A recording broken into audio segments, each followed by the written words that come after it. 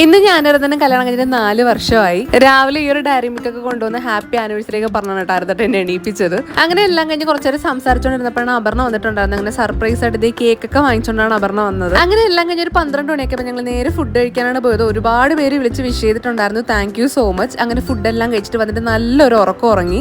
രാത്രി ഒരു 8:30 ഞങ്ങൾ ഇറങ്ങി. അതിന് സർപ്രൈസ് ആയിട്ട് ഞാനൊരു ഡിന്നർ ഡേറ്റ് ബുക്ക് ചെയ്തിട്ടുണ്ടായിരുന്നു രാജധാനിയിൽ. അങ്ങനെ നേരെ അങ്ങോട്ടാണ് പോയത്.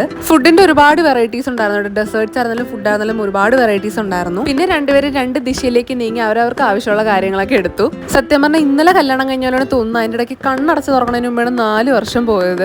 എനിക്ക് തോന്നുന്നു ഈ ഒരു വർഷമാണ് ഏറ്റവും കൂടുതൽ ഫാസ്റ്റ് ആയിട്ട് പോയത്. കാരണം എനിക്ക് കഴിഞ്ഞ ഡിസംബർ ഓർമ്മയുള്ളൂ. അതിന്റെ ഇടയ്ക്ക് ഇത് അടുത്ത ഡിസംബർ കഴിയാറായി. പിന്നെ പാനിപൂരി പോലത്തെ ഐറ്റംസ് ഒക്കെ ഉണ്ടായിരുന്നു. പിന്നെ അതും ഡെസേർട്സ് ഒക്കെ കഴിച്ചതിന് ശേഷം അവരവിടെ നിന്ന് ഫോട്ടോ ഒക്കെ എടുത്തു കേട്ടോ. പിന്നെ ഫോട്ടോ ഒക്കെ എടുത്ത് ബില്ലൊക്കെ പേ ചെയ്ത് നേരെ വീട്ടിലോട്ടാണ് വന്നത്. വീട്ടിൽ വന്ന ഉടനെ തന്നെ അപർണ രാവിലെ വാങ്ങിച്ചുകൊണ്ടുവന്ന് കേക്ക് ഒക്കെ കട്ട് ചെയ്തു. അങ്ങനെ നല്ല ഹാപ്പി ആയിട്ട് കേക്ക് ഒക്കെ കട്ട് ചെയ്ത് കഴിച്ചിട്ട് നേരെ ഉറങ്ങാൻ പോയി.